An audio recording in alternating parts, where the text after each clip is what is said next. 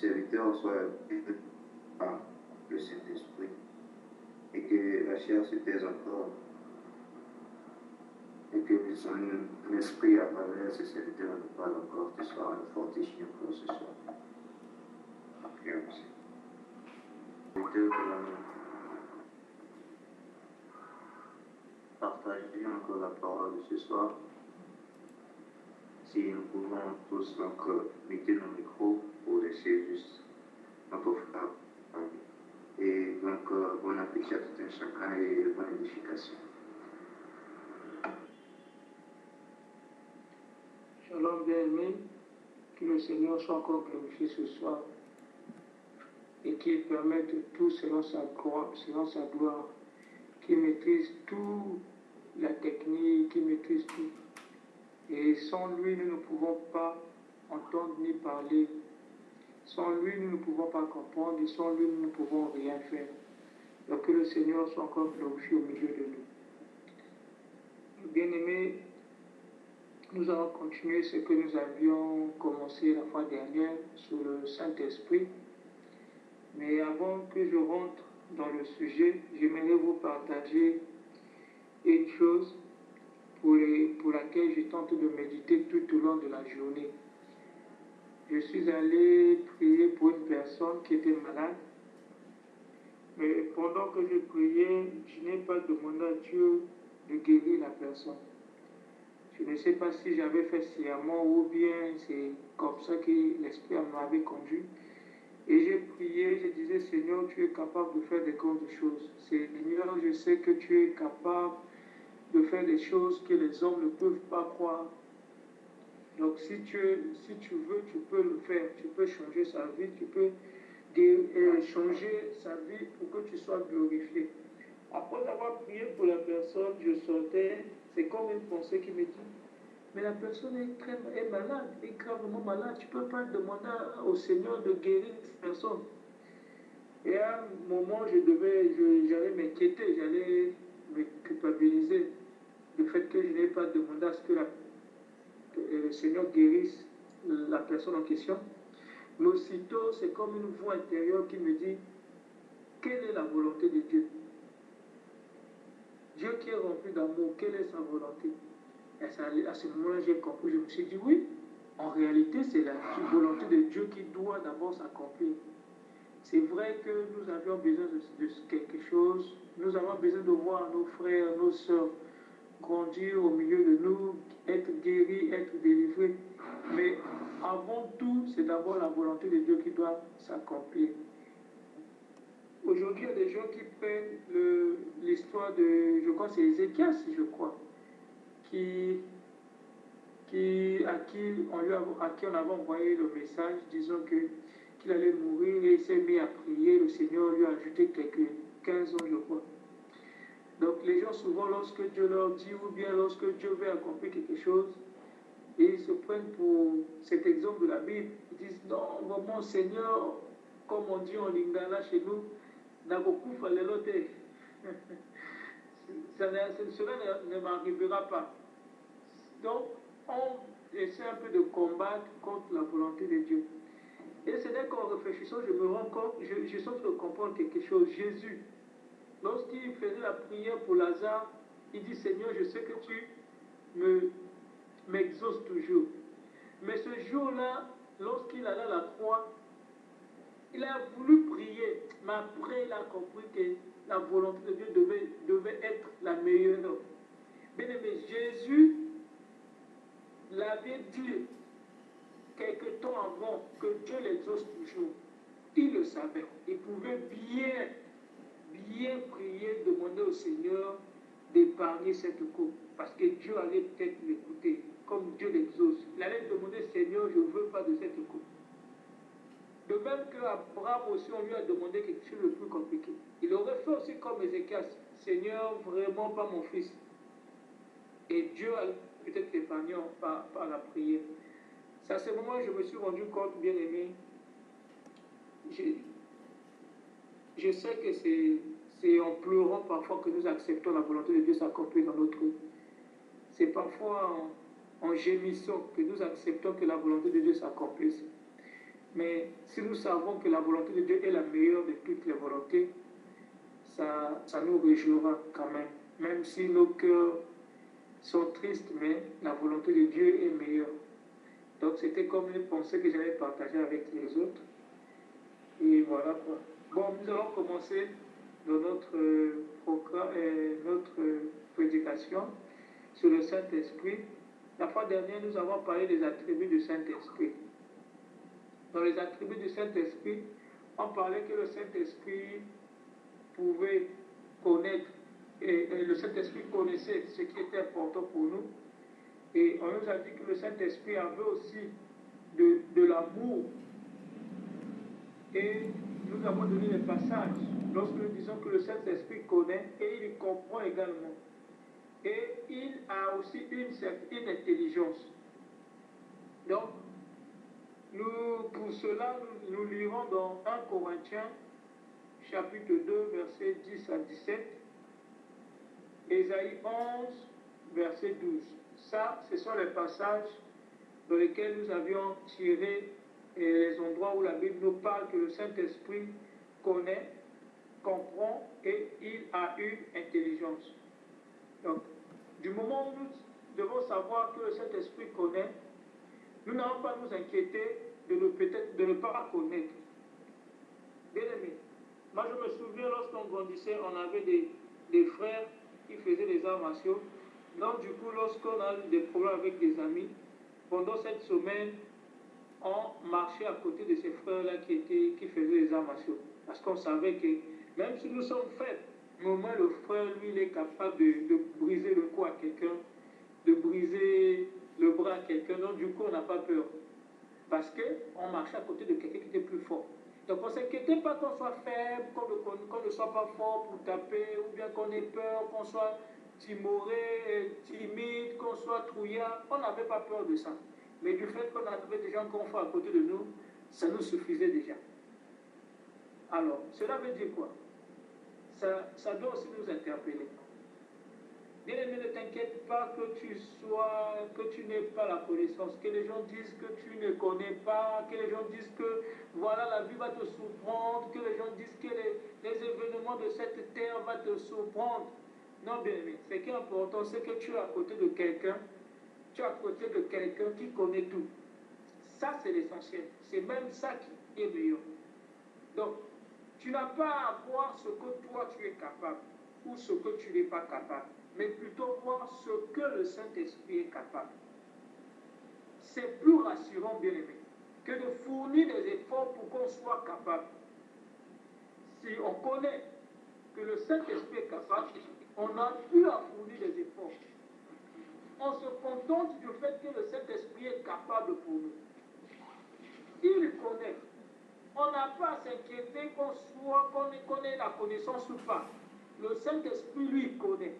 Du coup, lorsque nous sommes à côté du Saint-Esprit, lorsque le Saint-Esprit marche toujours avec nous, nous bénéficions de sa connaissance. C'est ça ce qui est important, bien-aimé.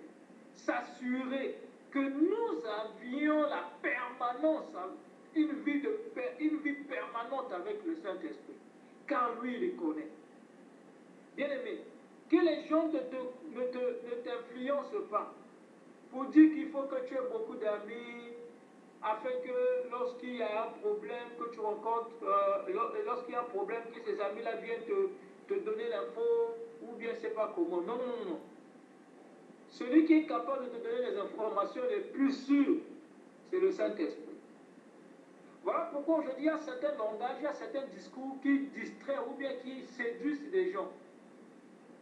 Il y a des gens aujourd'hui qui vont donner leur vie ou bien offrir leur corps à d'autres personnes parce que selon elles, ces personnes-là sont censées leur donner la connaissance ou les personnes sont censées leur donner ce qui leur manque. Voilà, beaucoup de gens se sont égarés comme ça. Beaucoup de gens ont signé des pactes, des alliances avec des gens, disant que lorsque je serai en difficulté, certainement cette personne-là viendra m'aider. C'est fréquent en Afrique, enfin, je ne sais pas, mais beaucoup plus dans notre pays où on parle des mutuelles. des mutuelles, des associations, des groupes, machin, comme ça, des entraides. Donc vous allez cotiser tout le temps. Parce que lorsqu'il va arriver un problème, ils viendront aussi cotiser à ta place pour t'aider. Du coup, toutes les femmes ont des mutuelles, ont des associations. Parce que pour elles, elles se disent, ce sont des personnes qui viendront m'aider en cas de situation, en cas de difficulté. Il y a même des gens, lorsque tu rentres dans cette mutuelle, on te pose la question si tu as un papa qui est malade, si tu as une maman qui est en vie, pour qu'on sache comment on va faire pour aider telle personne. Non, bien aimé. Nous, on n'a pas besoin d'être séduit par ces vaines paroles. Disons que il faut que tu intègres une mutuelle pour que lorsque que tu sois en difficulté, que les gens là viennent t'aider. Non. Mais nous, en tant qu'enfants de Dieu, nous devons comprendre, croire en cela et se contenter du fait que nous avions l'esprit qui est capable de tout. Excusez-moi. Qui connaît tout. La Bible dit quoi? Que lorsque tu te présentes devant le juge, ne t'inquiète pas. Ouvre simplement ta bouche, moi je ferai quoi? Je la remplirai. Il remplira ta bouche de quoi? Des paroles. Et ce sont quel genre de paroles? Si lui, il ne connaît pas les choses en avance. Ce sont des paroles que lui, il connaît déjà en avance. Donc, il va te les donner. C'est ça ce que le Saint-Esprit est capable. Il est capable de nous enseigner. Il est intelligent pour nous aider dans nos voies, pour nous aider pour nous guider dans notre vie quotidienne. Alors,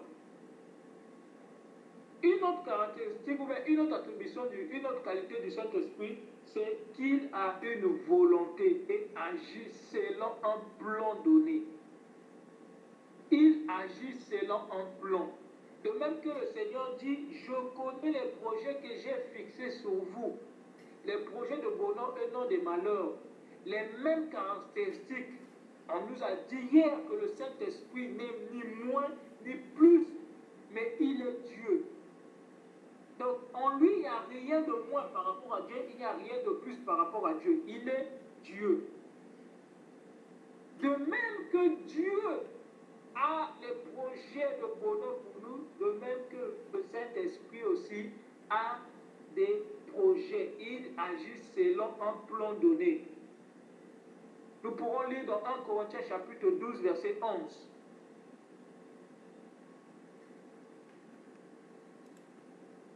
1 Corinthiens chapitre 12, verset 11. S'il y a un bien-aimé qui peut lire. 1 Corinthiens chapitre 12, 1 Corinthiens 12, verset 11.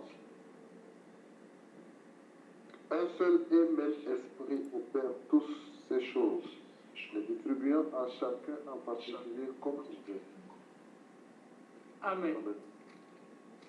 Comme il veut. C'est une volonté. Donc lui, il sait ce qu'il doit donner à chacun de nous. Et on peut encore lire dans Actes chapitre 16, verset 7. Je vais lire Actes chapitre 16, verset 7. La Bible dit ceci. Arrivés près de la Mysie, ils tentèrent d'aller en Bithynie. Mais l'Esprit de Jésus ne leur permit pas. Ah, bien, c'est très important. Ça me fait plaisir et ça me pousse encore à réfléchir, encore à m'examiner encore sur ma vie, comment ma vie je dois conduire, comment je dois accepter que ma vie soit conduite. Bien aimé, lorsque nous voyons comment le Saint-Esprit retient quelqu'un, il décide de ce qu'une personne est censée faire ou de l'endroit où une personne est censée s'y rendre. Il est intelligent et il agit pour un but donné. Nous allons voir cela dans l'œuvre du Saint-Esprit dès qu'on finit cette partie-là. Donc, il dit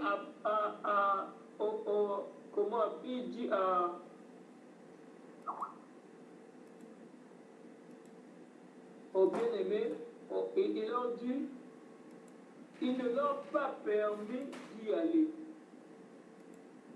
Arrivés près de la midi, ils tentèrent d'aller à Béthanie, mais l'Esprit de Jésus ne leur permit pas.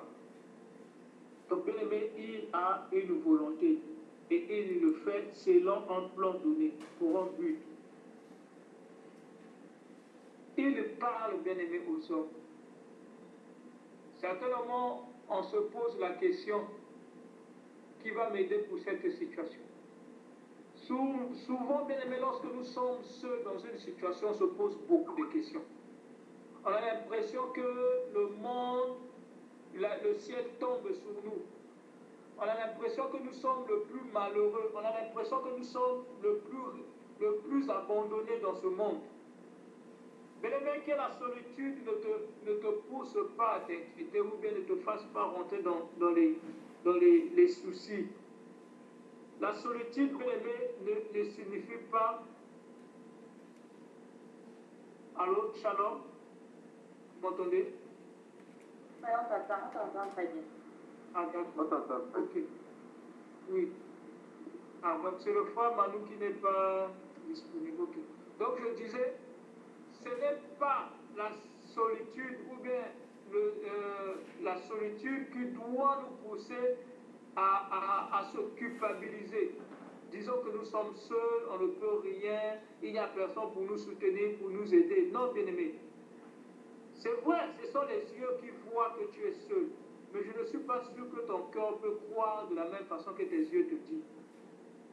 Le Saint-Esprit, si du moins nous avons la foi, nous croyons que le Saint-Esprit, Dieu nous a fait une promesse qu'il doit être à côté de nous chaque jour de notre vie. Bien aimé, même dans les moments seuls, nous sommes avec lui. Voilà pourquoi il est très important, bien aimé, au sorti de ces moments de prière ou avec ces enseignements, que nos yeux de cœur s'ouvrent, que notre façon de voir les choses, d'apprécier les choses change. Que rien de ce que nous voyons tout autour de nous affecte notre foi. Mais que notre foi provienne du cœur. Là où les yeux du cœur sont différents des yeux physiques. À ce moment-là, bien-aimé, tu croiras que même dans les moments difficiles, même face à la mort, tu n'es pas abandonné. Oui, bien-aimé, face à la mort, c'est très important. Aujourd'hui, les gens maintenant ont peur de la mort. Mais si seulement on savait que la mort était un pont pour qu'on rentre vite dans la gloire de Dieu, personne ne devait avoir peur. Donc lorsqu'on parle de la mort, les gens ont peur. Même face à la mort, il ne nous abandonne pas. Oui, bien aimé. Pour ouvrir une parenthèse, aujourd'hui, qu'est-ce qui fait que les gens changent d'église en église? Parce qu'ils cherchent la guérison, la délivrance. Ils ont peur de mourir, ils ont peur de laisser ce monde. Ils veulent rallonger leurs jours sur terre. Aujourd'hui, qu'est-ce qui fait que les gens s'impatientent? C'est parce qu'ils ont peur de manquer quelque chose. Toutes ces choses-là, lorsque nous comprenons, bien aimé, je ne pense pas qu'il y aurait quelque chose qui va nous faire peur. Jésus acceptait d'affronter la mort, en réalité, parce qu'il savait qu'il a le pouvoir de donner sa vie et de la récupérer. Donc, bien aimé, c'est ça ce que nous devons comprendre, que le Saint-Esprit avec nous, il communique et il nous parle. Nous lirons dans Hébreux 3, verset 7. Je donne le passage, on va terminer par là. Hébreux 3, verset 7. Apocalypse 2, verset 7. Hébreux 3, verset 7. Apocalypse 2, verset 7. Et Acte 8, verset 29. Donc, Hébreux 3, 7. Apocalypse 2, 7. Acte 8, verset 29. Apocalypse 2, verset 7. Donc là, en lisant ces passages, nous comprenons que le Saint-Esprit parle. Il communique aux hommes. Et c'est un autre enseignement comment le Saint-Esprit parle. Il parle tantôt d'une manière, tantôt d'une autre. Mais ce que nous devons savoir, que le Saint-Esprit, il parle. Il nous parle. Donc, c'est à nous maintenant de comprendre, de comprendre et de reconnaître la voix du Saint-Esprit. C'est très important. Je prierai le Seigneur qu'on apprenne à comprendre comment le Saint-Esprit nous parle. C'est très important. Si nous savons que le Saint-Esprit parle et que nous sommes capables de reconnaître sa voix, bien aimés, nous serons comme, la Bible dit, un arbre planté à côté d'une rivière et qui ne dépend pas des saisons. C'est-à-dire, tu n'es pas comme une feuille qui est déplacée ou bien qui est guidée par tout vent de doctrine. La peur de ce monde ne peut pas t'affecter. Le langage terrestre de ce monde ne peut pas te troubler. Pourquoi? Parce que tu as déjà quelqu'un qui te parle, qui te convainc, quelqu'un qui te parle, qui te rassure. C'est très important, bien aimé, à ce point-là. Je ne veux pas trop en développer, mais c'est très important que nous savions reconnaître la voix du Saint-Esprit. Bien aimé, aujourd'hui, si le Saint-Esprit ne te parle pas, il y a moins de chances que tu sois ferme, il y a moins de chances que tu sois rassuré, il y a moins de chances que tu résistes à l'adversité, il y a moins de chances que tu résistes à la séduction, il y a moins de chances. Pourquoi? Parce que la première parole qui est censée te garantir, tu ne l'as pas écoutée. Nous devons comprendre que ce qui peut nous garantir, c'est la parole que nous avions écoutée. Si Ève, comme Adam, avait écouté Dieu, certainement sa réaction ou bien son choix devait être différent. Mais elle n'avait pas écouté Dieu, elle avait écouté simplement son mari.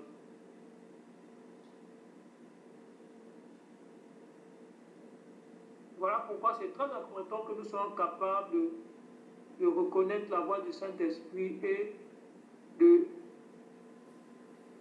l'obéir. La Bible dit ceci.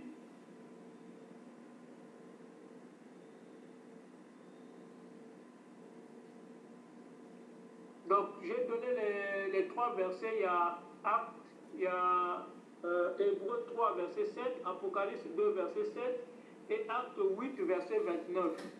Donc, la Bible dit, mes brebis connaissent ma voix. C'est très important, bien aimé, que nous reconnaissons la voix de Dieu. C'est très important. Donc, nous allons finir avec les attributs du Saint-Esprit. Nous allons rentrer dans un autre sous-thème qui est l'œuvre du Saint-Esprit. L'œuvre du Saint-Esprit. C'est à ce moment-là que nous comprenons que le Saint-Esprit a un but dans notre vie. Pourquoi le Saint-Esprit ne devait venir qu'après le départ de Christ? Si Dieu peut nous aider à comprendre cela, ça serait une bonne idée. Je prierai que le Seigneur nous aide afin que nous comprenions l'œuvre du Saint-Esprit. Pourquoi il y a eu une époque où le Saint-Esprit n'était pas venu et pourquoi il y a eu une époque où le Saint-Esprit devait être là? Est-ce que parce que Dieu ne voulait pas que ceux qui de l'ancien temps puissent bénéficier des avantages du Saint-Esprit, ou bien il avait un but quelconque?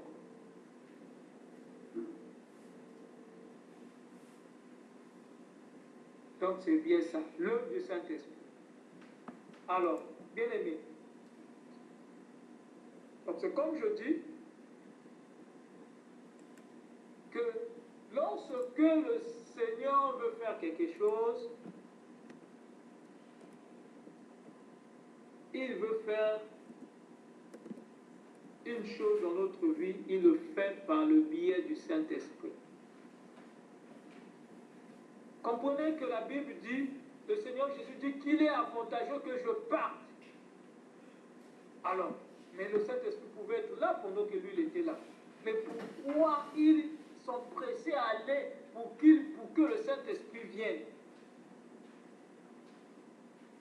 S'il y a un bien-aimé qui peut retrouver ce passage, je crois que c'est dans Jean, où le Seigneur Jésus parle qu'il est avantageux que je parte.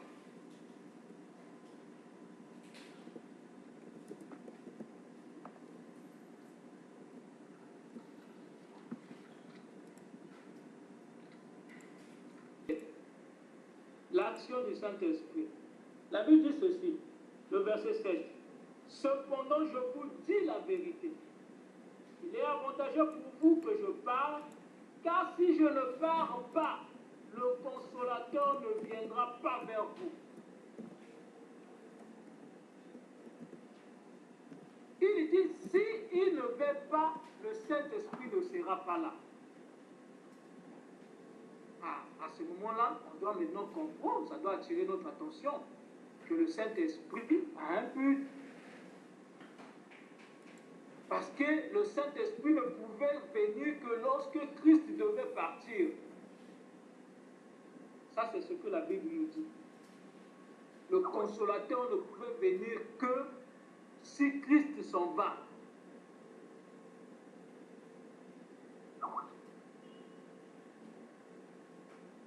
Et bien aimé, par ce passage,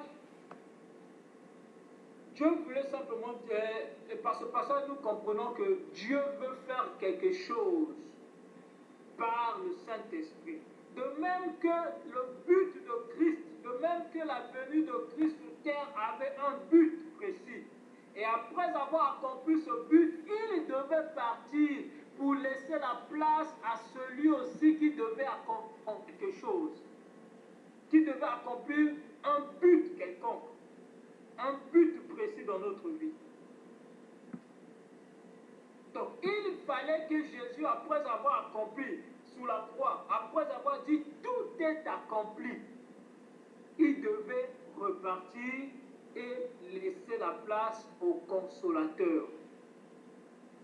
Bien-aimé, le Seigneur Dieu, lorsqu'il veut agir dans notre vie, il le fait par le Saint-Esprit. Alors, l'œuvre principale du Saint-Esprit, c'est de transformer le croyant en l'image de Christ. Ça, c'est l'œuvre principale du Saint-Esprit. C'est de venir s'occuper de ceux que Christ avait laissés, de les conduire dans toute la vérité. Voilà pourquoi la Bible dit qu'il devait être avec nous chaque jour. Donc, l'œuvre principale du Saint-Esprit, c'est de transformer un croyant en l'image de Christ.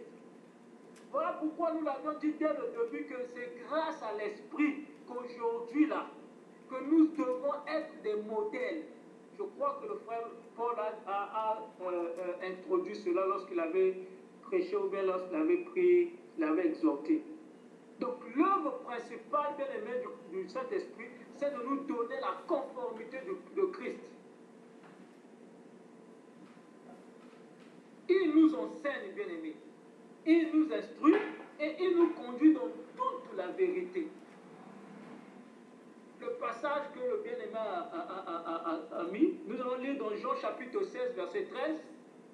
Jean chapitre 16, verset 13. Je peux lire je lis le verset 13. Bon, je lis à partir du verset 12.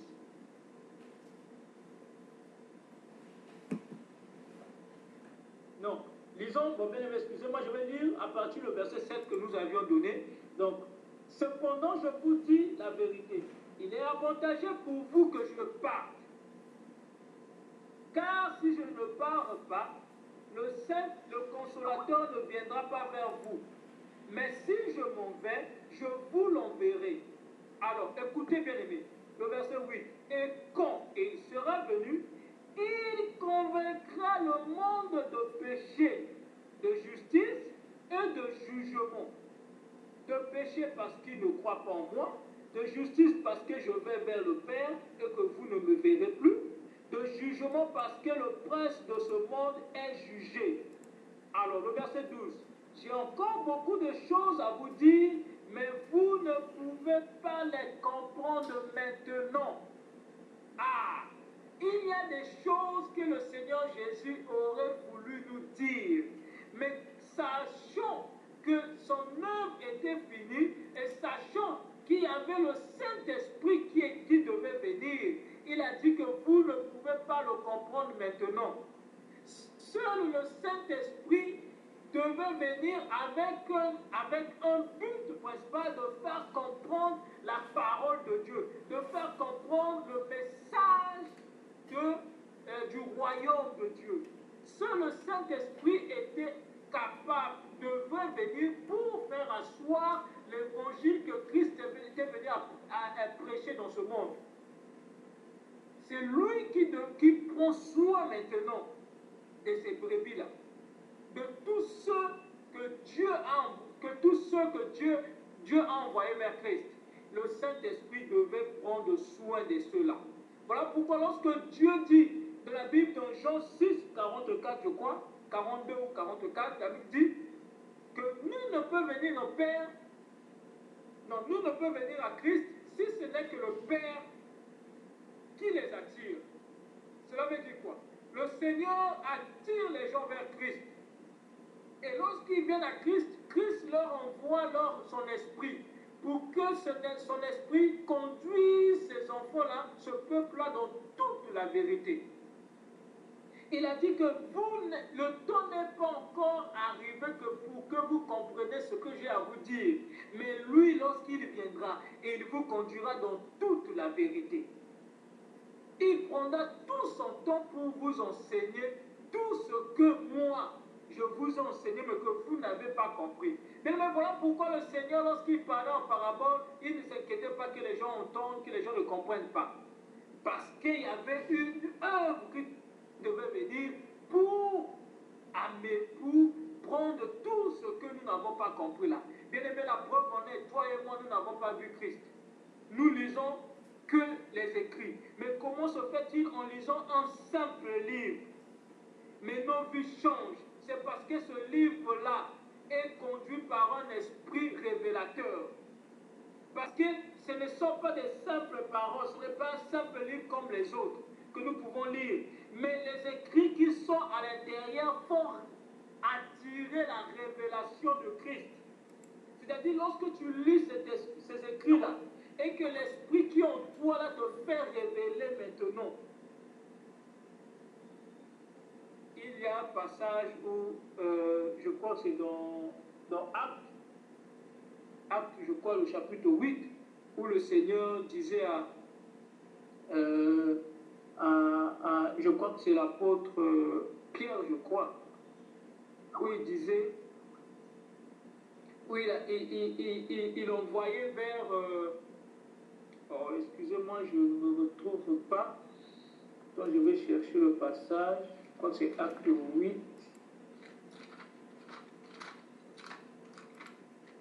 Voilà, Philippe.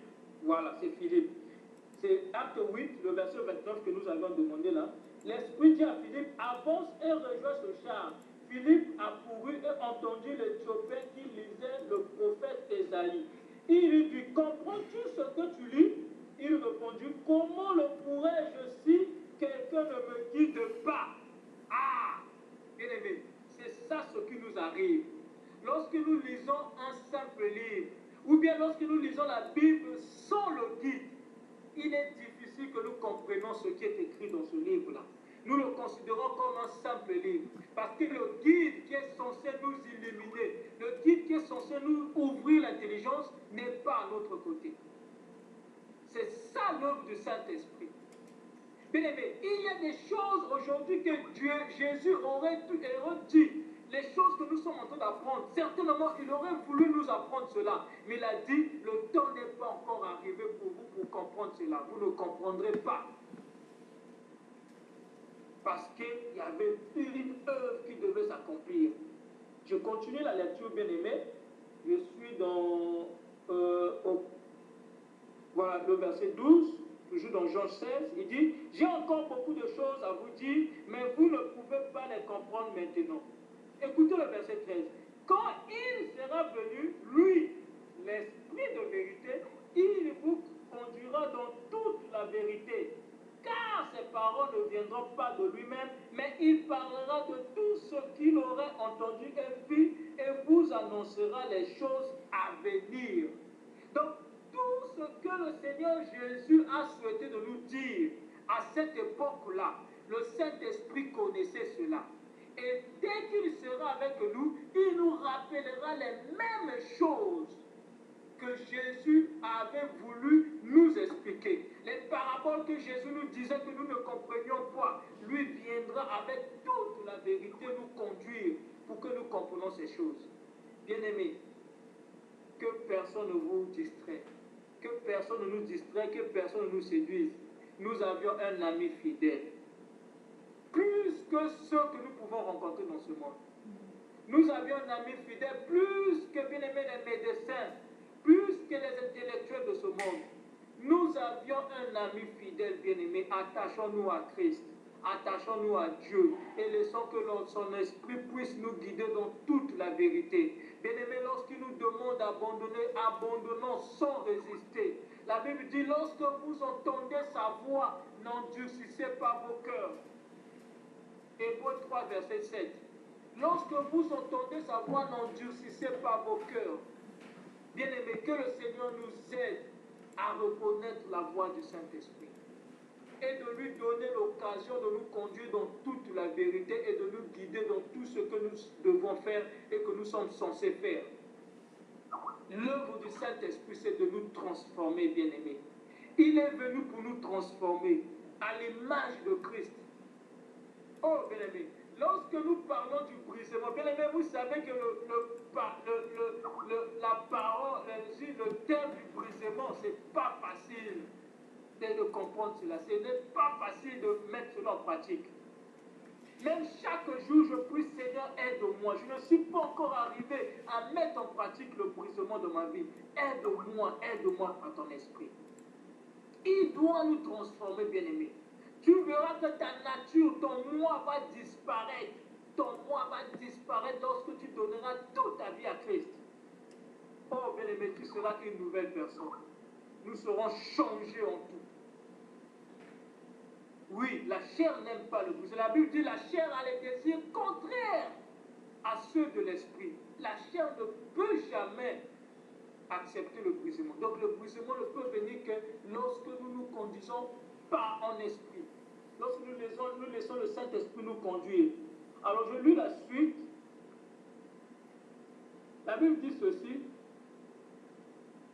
Lui-même, mais il parlera de tout ce qu'il aura entendu et vous annoncera les choses à venir. Lui me glorifiera parce qu'il prendra de ce qui est à moi et vous l'annoncera.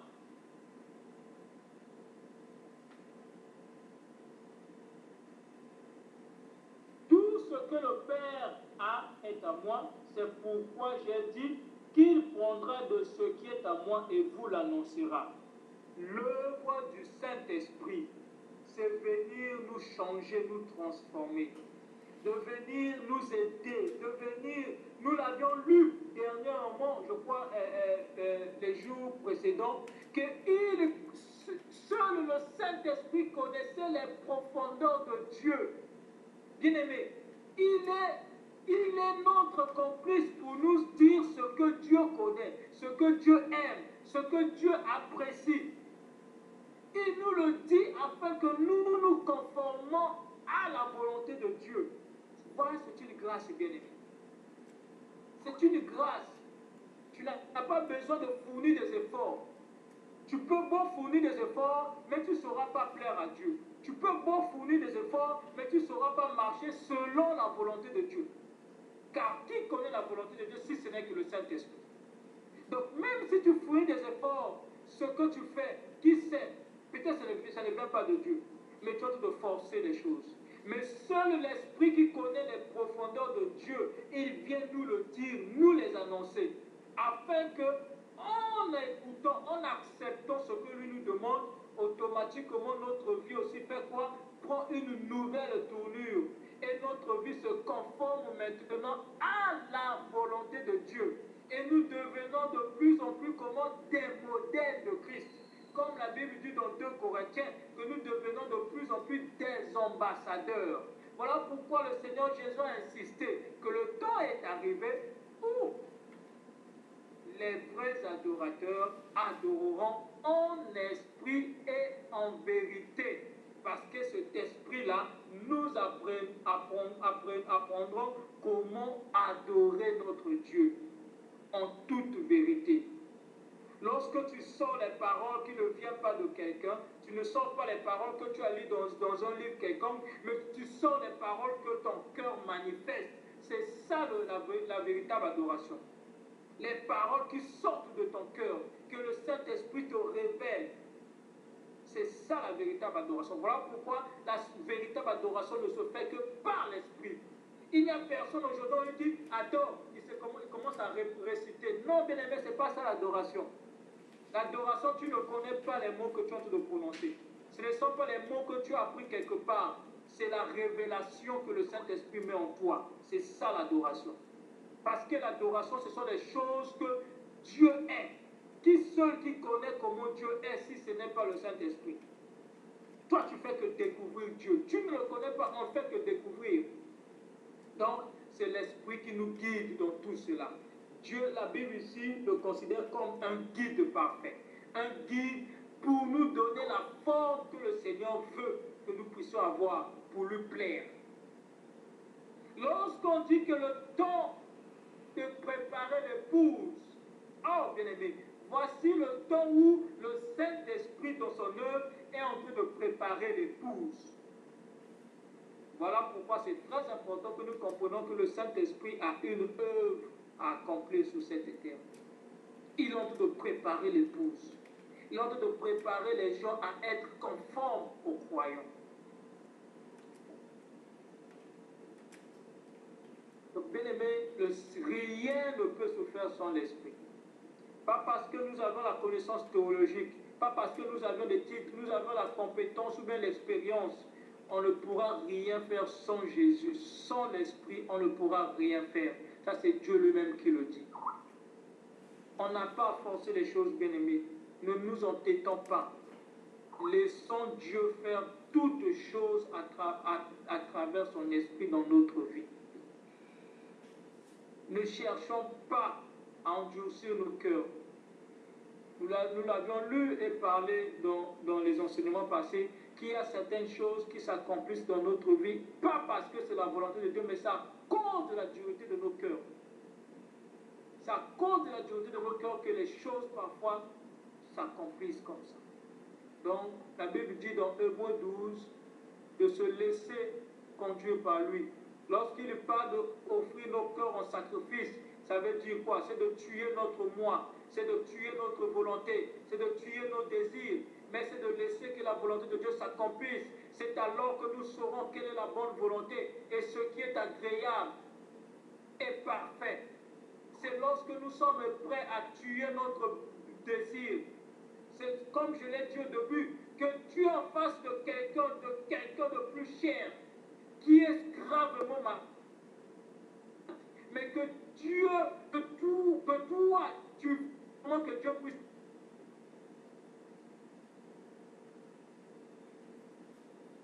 Comment seras-tu? Comment pourras-tu faire? Quelle sera ta réaction? C'est comme ça, bien-aimé. Moi, je me souviens lorsque j'avais mon père qui était malade avant qu'il meure. Pendant que je priais, le Seigneur est venu me faire comprendre que son temps était arrivé. Mais bien aimé, je priais, je demandais, Seigneur, aide-moi à comprendre cela. Que même le jour qu'il mourra, que mon cœur ne soit pas déstabilisé. Et jusqu'au jour où cela est arrivé, j'ai béni le Seigneur. Et rien de cela a changé ma vie de prière. Rien de cela a détruit ma foi. Au contraire, ma foi est devenue encore plus grande parce que Dieu m'avait déjà préparé et me l'avait déjà annoncé. Nous devons comprendre, bien aimé, que la volonté de Dieu est meilleure. Cherchons à connaître quelle est la volonté de Dieu. c'est à ce moment-là, bien-aimés, nous comprendrons que Dieu est meilleur et il cherche le meilleur pour notre vie. Donc, son œuvre, son objectif, c'est de nous transformer, bien-aimés. Alors, nous l'avions dit ici, pendant que les bien-aimés ont pris l'édification, ou bien je crois que c'était la prédication, où on a parlé des fruits. C'est le Saint-Esprit. Je crois qu'il y avait une personne qui avait posé la question concernant comment peut-on savoir qu'une personne a le Saint-Esprit en elle. Bien-aimés, je crois que le frère Paul avait répondu à cette question. On verra par rapport aux fruits. Car son objectif est de produire les fruits de l'esprit dans notre vie. Il vient pour produire les fruits. Bien aimé, c'est lorsqu'une femme est enceinte, il y a des signes qui caractérisent que cette femme est enceinte. Même si elle cache cela, tôt ou tard, on finira par savoir qu'elle est enceinte. Avant que même le ventre grossisse, on saura qu'elle est enceinte déjà. Bien aimé, tôt ou tard, on saura. Car la Bible dit, on reconnaît l'arbre par son fruit. On reconnaît l'arbre. Donc la distinction de ce que le Saint-Esprit viendra mettre sous terre. Savoir qui est qui, c'est par rapport aux fruits. Il mettra la distinction par les fruits que chacun de nous va produire. Voilà pourquoi la Bible dit, produisez des fruits dignes de repentance. Mais ce n'est que l'Esprit qui est capable de produire des fruits dans la vie de quelqu'un digne de repentance. Donc il viendra produire les fruits de l'Esprit dans notre vie. Galates chapitre 5, verset 22. Si un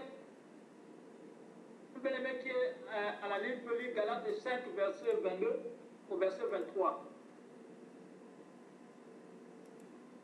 Galates chapitre 5, verset 22, verset 23. Lisons Galates chapitre 5. Oui, frère Gauthier, tu peux lire.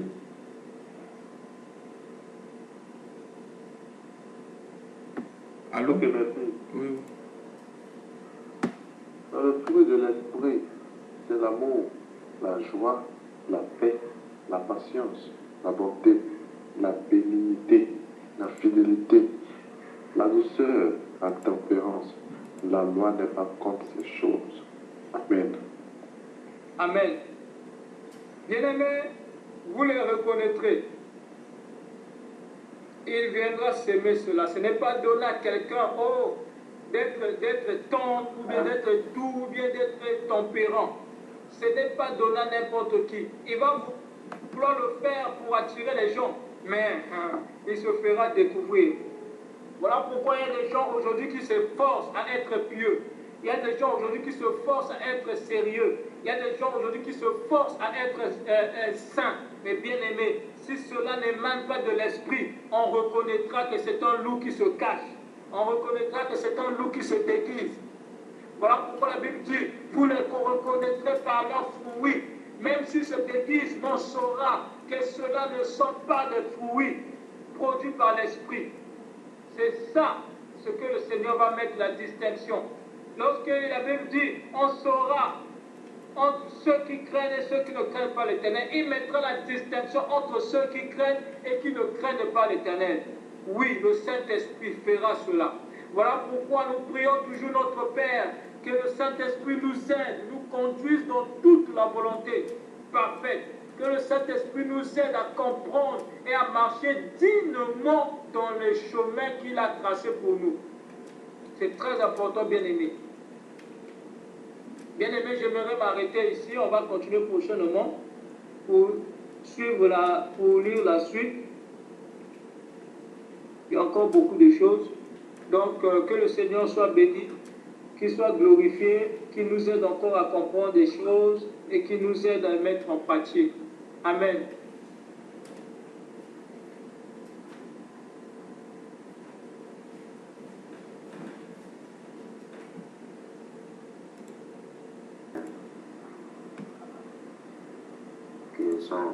Que le Seigneur nous aide à pouvoir être attentif à la voix de l'Esprit dans notre vie. À pouvoir écouter, prêter l'oreille, pouvoir écouter le Saint-Esprit, écouter la voix du Saint-Esprit dans notre vie. Prions le Seigneur. Père céleste, il va rendre le désir. Seigneur, nous venons encore à toi. Tu viens encore, Seigneur, de parler encore, Seigneur. Prière. Nous allons prier afin que le Seigneur nous donne également cet esprit de discernement.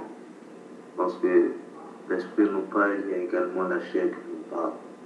Nous allons prier le Seigneur que par son esprit de discernement, nous puissions distinguer la voix de l'Esprit et celle de la chair, et que nous puissions écouter ou encore exécuter celle de l'Esprit.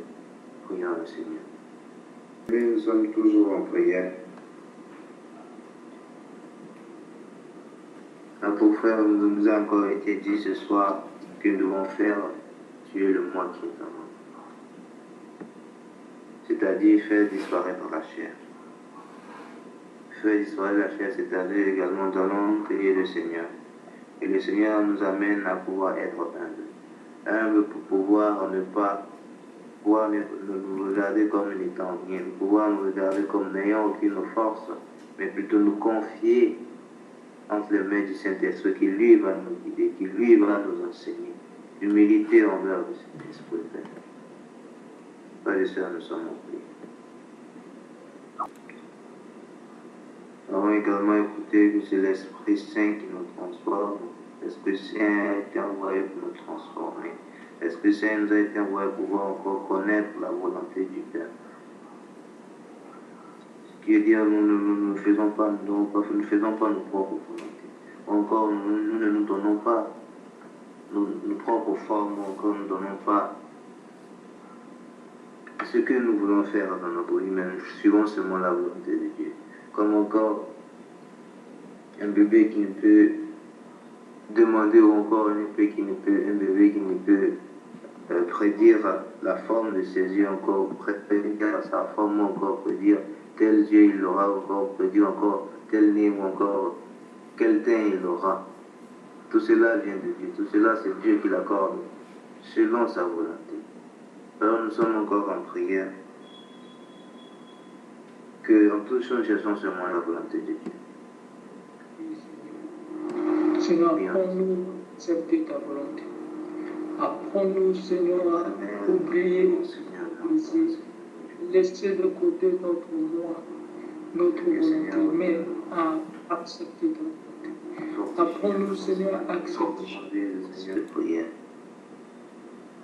Nous prions, recommander tous nos frères et sœurs qui n'ont pas pu être là avec nous ce soir entre les mains du Seigneur, recommander leur vie entre les mains du Seigneur.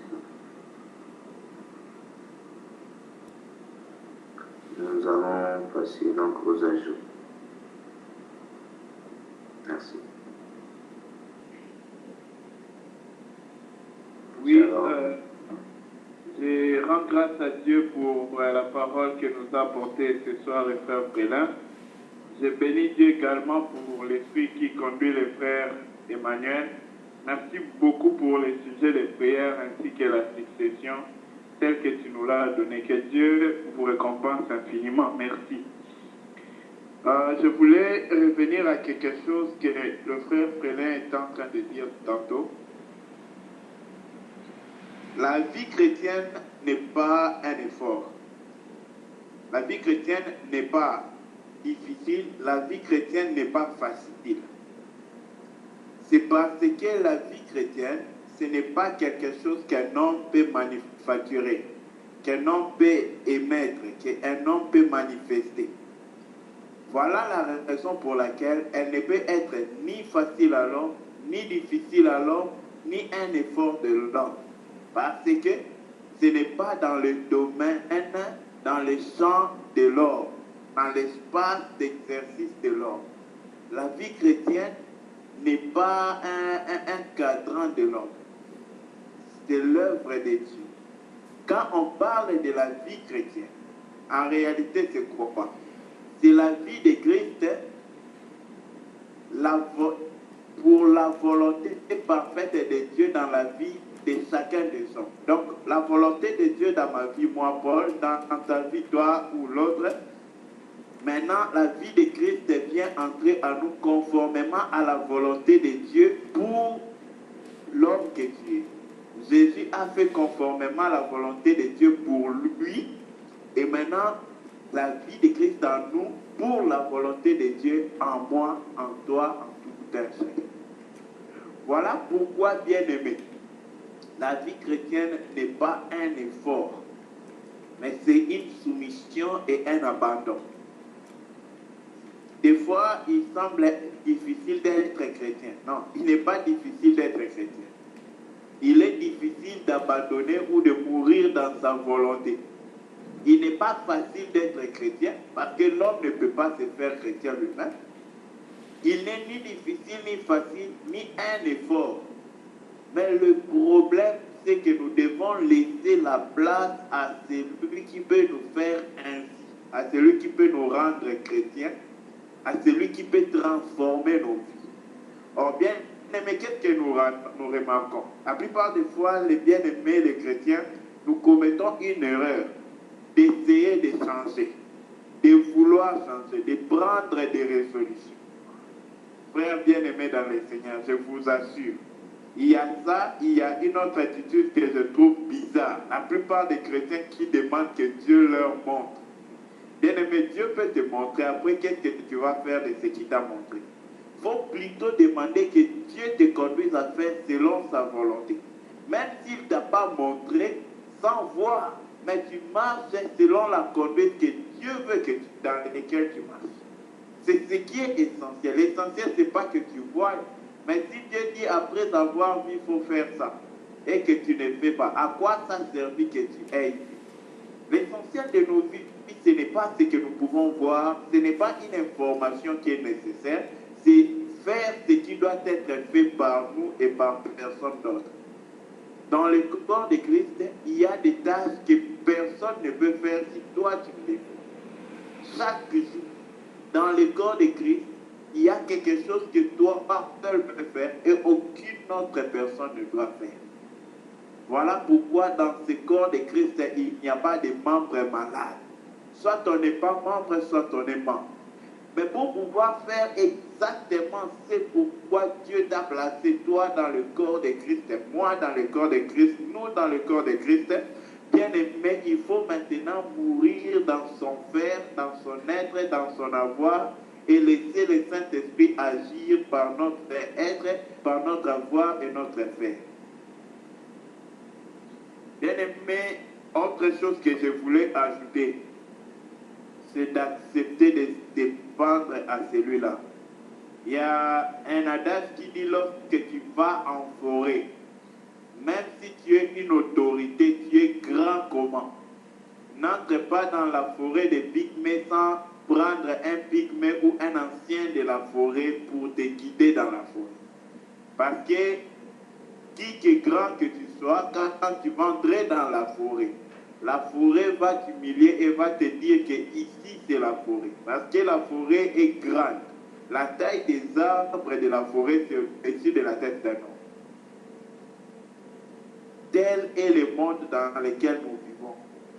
Il n'y a qu'un seul ancien dans ce village qui est ce monde, c'est le Saint-Esprit, l'ancien des jours, l'esprit de celui qui était au commencement, avant que la terre paraisse, avant que le sec ne soit extrait des eaux. C'était l'esprit de Dieu qui se mouvait au-dessus des eaux. C'est le même esprit-là. C'est le seul qui connaît le nombre de mes jours sur la terre. Il connaît le nombre de tes jours. Il connaît chaque chose sur ton passé, ton présent et ton avenir. Bien-aimés, si seulement nous réalisons qui il est, nous allons chercher, pas nous laisser seulement conduire, mais nous allons chercher à être conduits par lui chaque jour dans chaque chose. Parce que nous savons que même ce que nous voyons n'est qu'une illusion, le vrai c'est ce que lui dit. C'est celui-là qui est et c'est ce qui est nécessaire. Bien-aimés dans le Seigneur, en bref, c'est ce que je voulais ajouter. Merci pour votre patience, que la gloire revienne au Seigneur.